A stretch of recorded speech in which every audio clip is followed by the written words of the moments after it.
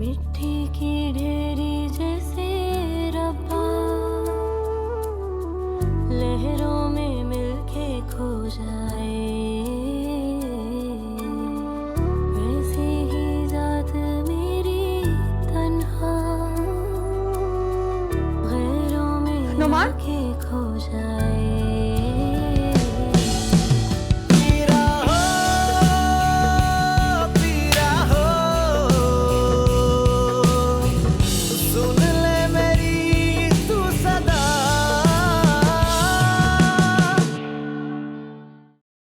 आपने तो अभी से हार मान ली। हमें डरना नहीं है, हमें उनका मुकाबला करना है। तो इसमें परेशानी वाली क्या बात है? आपको अपना कानूनी वारिस बनाना चाह रहे होंगे। हो सकता है, लेकिन ये भी तो हो सकता है कि वो भाईजान को माफ कर दें, जायदाद के 2 हिस्से कर दें। सुन ले मेरी तू सदा।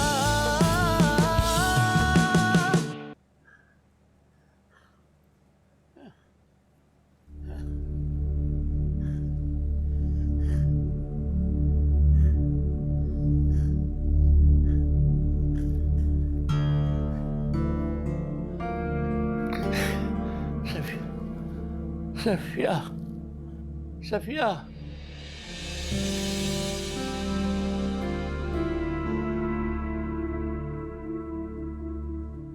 सफिया, क्या हुआ शाह साहब, कैसी तबीयत है? घबराहट हो रही है। मैं पानी लाती हूँ। नहीं, पंखा चला दो। शाह साहब, एयर कंडीशनर चल रहा है। मगर मुझे बेचैनी महसूस हो रही है। अच्छा ठीक है, मैं पंखा चला देती हूँ।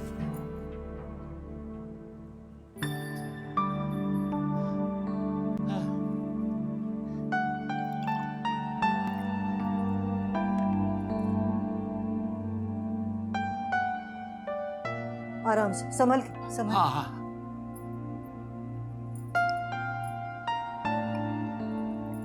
लो लो।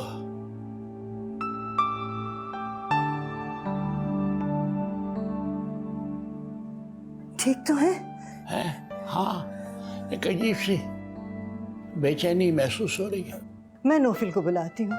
खुदा न खास्ता आपकी तबीयत ज्यादा बिगड़ गई तो आप हॉस्पिटल चलिए ना। नहीं, मुझे सहारा दे के खड़ा कर दो। मैं टहलना चाहता हूँ। लेटे रहिए ना। नहीं, मैं टहलना चाहता हूँ। हॉस्पिटल चलिए। मुझे सहारा दो, उठाओ मुझे।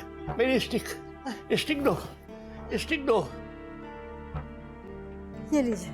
लाओ। सांस लीजिए, गहरे सांस लीजिए। सांस का ही मसला है।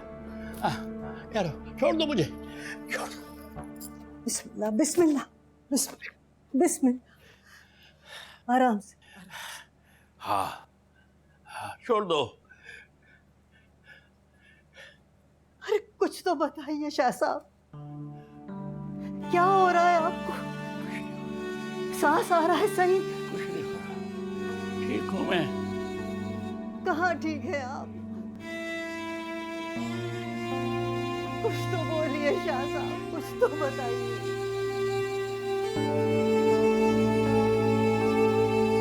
बहुत जिद्दी हैं आप, बहुत जिद्दी हैं।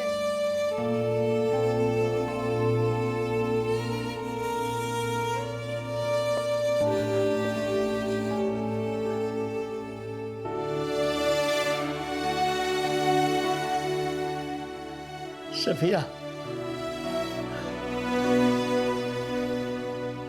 मैं कार से मिलना चाहता हूँ।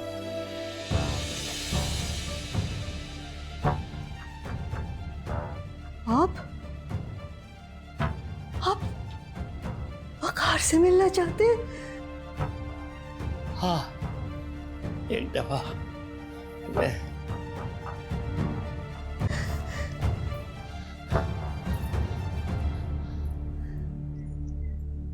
शाह साहब,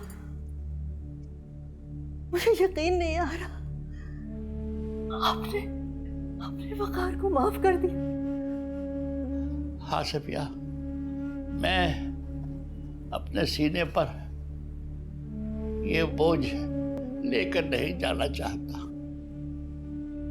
25 वर्षों में जो तुम आंसू बहा रही हो ना, वो मेरे सीने पर पत्थर बनकर गिर रहे हैं।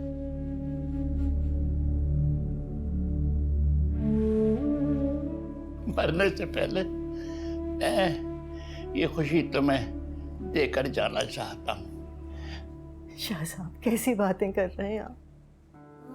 अल्लाह आपको तादेर सलामत रखे। शाह साहब अगर आप मेरी खुशी की खातिर उसे मजबूरन माफ कर रहे हैं तो मैं आपसे वादा करती हूँ कि आज के बाद आप मेरी आंखों पे कोई आंसू नहीं देखेंगे। सफिया, तकलीफ तो मुझे फिर भी होती रहेगी।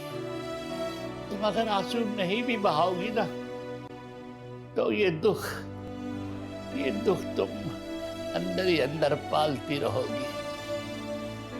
शाह साहब, मेरी खातिर आप इतनी बड़ी कुर्बानी ना दें।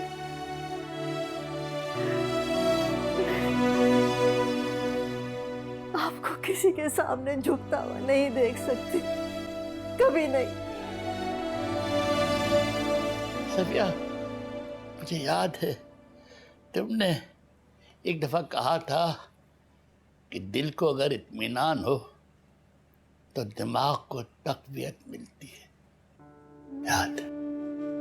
तुमने कहा था कि माफी जो है ना, ये मेरे दिल का इत्मीनान है। जिद और अना की जंग बहुत होली। वो मेरी औलाद है, इस हकीकत को कोई नहीं झुटला सकता। मैं मरने से पहले अपने दोनों बेटों से मिलना चाहता हूँ। उनकी औलादों को अपने सीने से लगाना चाहता हूँ। शाह साहब, मैं आपका किस तरह से शुक्रिया अदा करूं? कैसे करूं?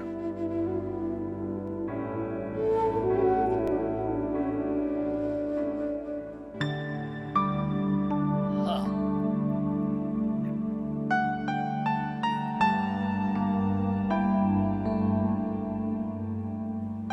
आज मैं बहुत मुतमईन, बहुत अंदर से बहुत मुतमईन।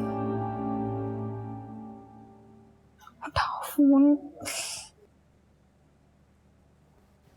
चलिए बात करें अम्मी। हेलो, अस्सलाम वालेकुम सर। मैं फातिमा वकार बात कर रही हूँ, वकार अली शाह की वाइफ। जी बोले। सर, वो आपने हमें घर खाली करने का नोटिस भेजा है। जाहिर बात है, वो मकान मैंने आपको सारी जिंदगी के लिए तो नहीं दिया ना। वो तो आप ठीक कह रहे हैं, लेकिन आपको तो पता होगा कि मैं अभी इद्दत में हूँ। ये मेरा मसला नहीं है। मगर हमारे साथ तो बहुत सारे मसाइल हैं। मैं घर से बाहर नहीं जा सकती और अब हमारे घर में कोई मर्द नहीं है। देखिए मैडम, वो भी मेरा मसला नहीं है। मुझे कंपनी के रूल्स एंड रेगुलेशंस देखने हैं। तो रूल एंड रेगुलेशन ये भी तो होते हैं कि फैक्ट्री में अगर काम करते हुए किसी वर्कर की जान चली जाए तो उसको सारे वाजिबात अदा किए जाते हैं। मैंने वकार साहब से नहीं कहा था कि वो काम करें, उन्होंने अपनी मर्जी से वो काम किया है। तो आप इतना तो कर सकते थे कि हाई पावर प्लांट में जाने से पहले हिफाजती इकदाम तो चेक कर लेते कम से कम, या कम से कम आप ये चेक कर लेते कि वहाँ इलेक्ट्रिक की जो फिटिंग्स थी वो किस हद तक ठीक है। आप मुझे मेरा काम ना सिखाएं तो बेहतर होगा। सिखाना पड़ेगा। जब आप किसी का जायज हक नहीं देंगे तो आपको बहुत कुछ सिखाना पड़ेगा। एक बात मैं आप पर वाजे कर दूं कि मेरे बच्चों के जो लीगल राइट्स हैं वो आप हड़प नहीं कर सकते। मैं एक पढ़ी लिखी औरत हूं, मैं कोर्ट जाकर अपना हक ले सकती हूँ। आप मुझे धमकी दे रही हैं? आप जो भी समझें, मैं ये मकान उस वक्त तक खाली नहीं करूंगी जब तक आप सारे वाजिबात अदा नहीं करते। कैसे वाजिबात? कैसे वाजिबात? 20 साल वकार ने आपकी फैक्ट्री में मेहनत और ईमानदारी से काम किया है और आप पूछ रहे हैं कैसे वाजिबात? बिल्कुल की, और वाजिबात भी थे। लेकिन वो सारे पैसे अपने ले चुका है। ये आप क्या कह रहे हैं? वकार ने एक पैसा नहीं लिया आपसे। वकार ने मुझसे 20 लाख रुपए लिए थे बेटी की शादी का कहके, और मैंने उस पर तरस खाकर उसके सारे वाजिबात उसकी रिटायरमेंट से पहले उसे दे दिए ताकि वो बेटी की शादी अच्छे तरीके से कर सके। और इसका प्रूफ भी है मेरे पास। और मोहतरमा, आइंदा ही इस तरह का फोन करके मेरा वक्त बर्बाद ना कीजिएगा। पहले तो मैंने हमदर्दी के तौर पर आपको 1 महीने का टाइम दे दिया था, लेकिन अब मेहरबानी करके 2 हफ्ते में आप मेरा मकान खाली कर दें। समझ गई आप?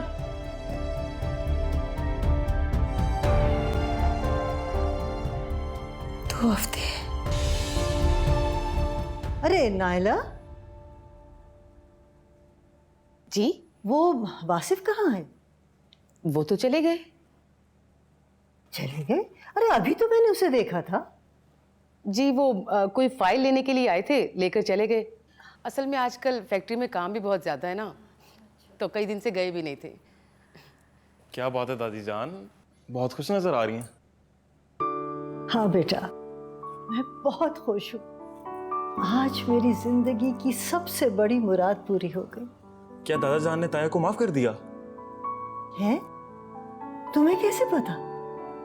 दादी जान, आपकी जिंदगी की सबसे बड़ी मुराद यही थी ना तो मुझे मालूम था। हाँ बेटा, उन्होंने वकार को माफ कर दिया। क्या? उन्होंने वाकई उन्हें माफ कर दिया? मगर मामू जान ने तो अपने असूल कभी नहीं तोड़े। हाँ, लेकिन आज उन्होंने सब उसूल तोड़ दिए और उन्होंने मेरे बेटे को माफ कर दिया।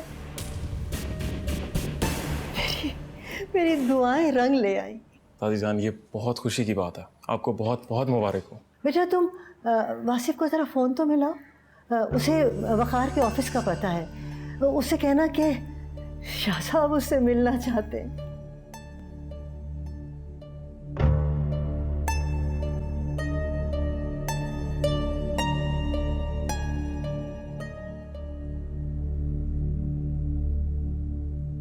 नहीं दादी जान, कॉल नहीं पिक कर रहे। वो ड्राइविंग कर रहे होंगे ना, अभी नहीं उठाएंगे। तो बेटा ऐसा करो, उसको मैसेज कर दो। वो जैसे ही मैसेज पढ़ेगा वो हमें फ़ोन कर लेगा, फिर हम उसे सब कुछ बता देंगे। ठीक है ना?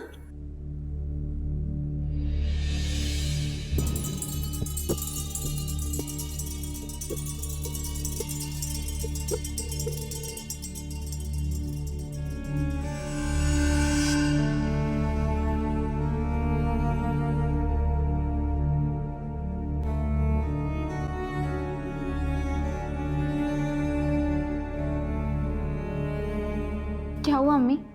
क्या कह रहा था? वो कह रहे कि वकार ने उनसे 20 लाख रुपए लोन लिया था, अब उसकी तरफ कोई वाजिबात नहीं है।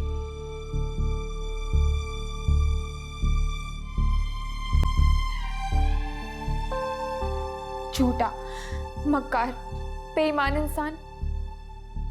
यकीनन उसने इसी तरह से दौलत कमाई होगी, लोगों का खून चूस चूस कर, उनके हक हलाल की कमाई पर कब्जा करके, उनकी जिंदगियों से खेल के।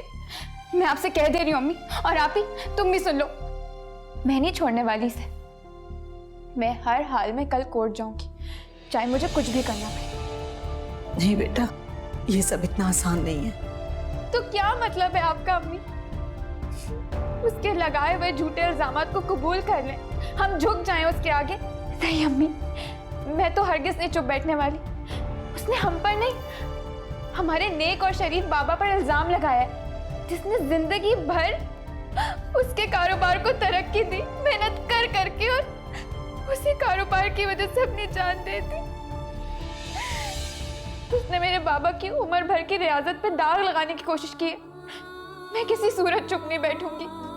अब सोचें अम्मी, सोचें, अब वो हमें गलत साबित करने के लिए इस इल्जाम को किस हद तक उछालेगा?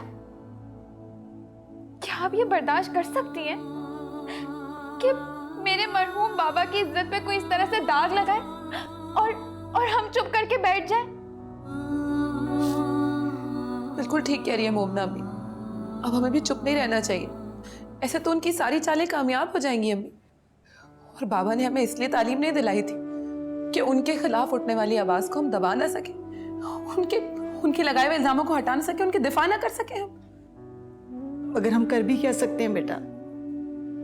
किसी के खिलाफ केस करने के लिए बहुत सारे पैसे चाहिए होते हैं, बहुत मुश्किल है ये सब कुछ। हाँ तो हम लगाएंगे पैसे, आपके पास जो हमारे जेवरात रखे हैं वो बेच दें। ये तुम क्या कह रही हो? मेरे पास तो बस अब यही जमा पूंजी रह गई है, और फिर मुझे मासूमा की शादी भी करनी है अभी।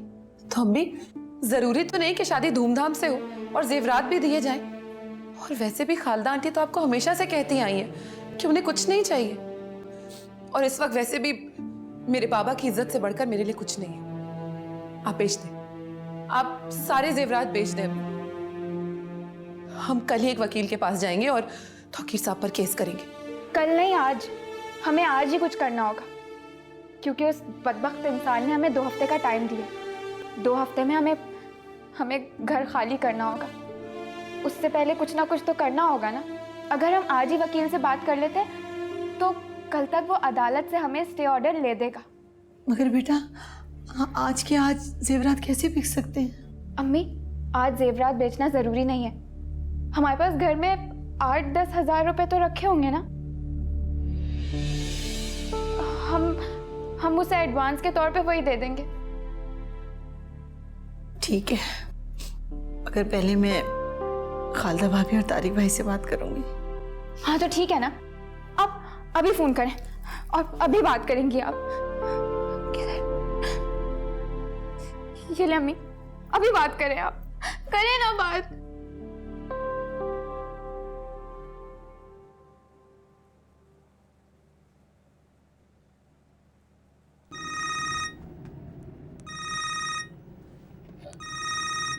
जान, अल्लाह रहम करे।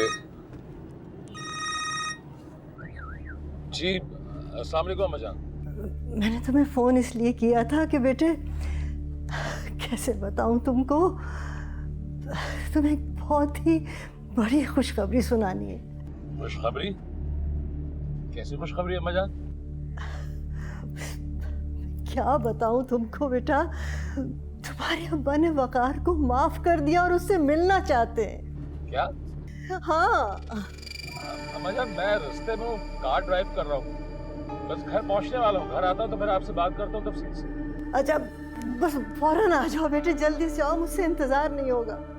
अल्लाह हाफिज। हाँ बेटे, खुदा हाफिज, खुदा हाफिज।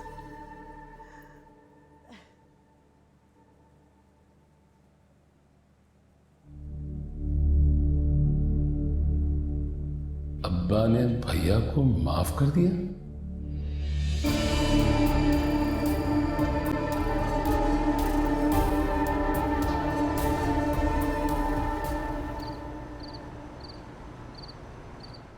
तारिक ने खास तौर पर मुझे इसलिए भेजा है कि मैं तुम्हें सामने बैठकर समझाऊं।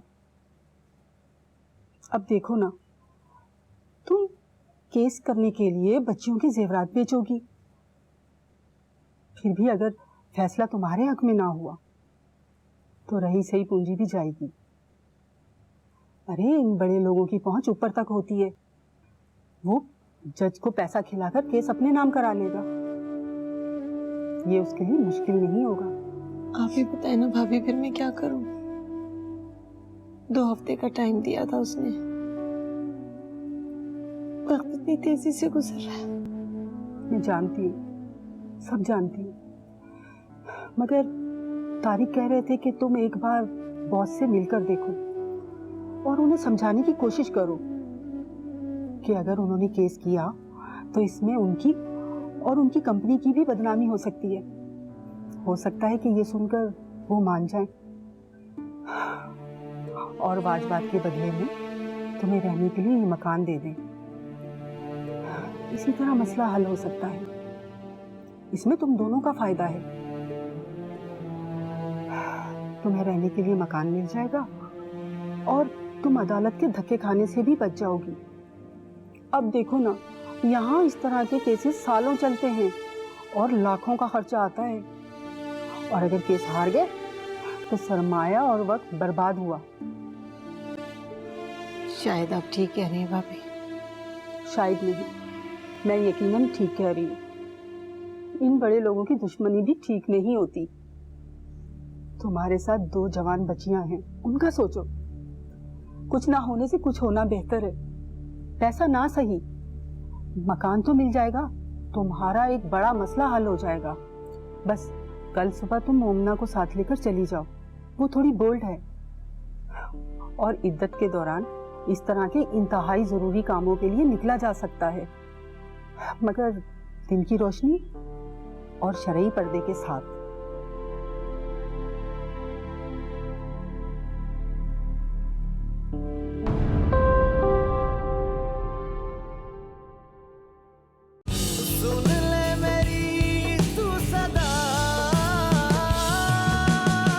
और हाँ, तुम जाओ जल्दी से वकार को ढूंढ के लाओ।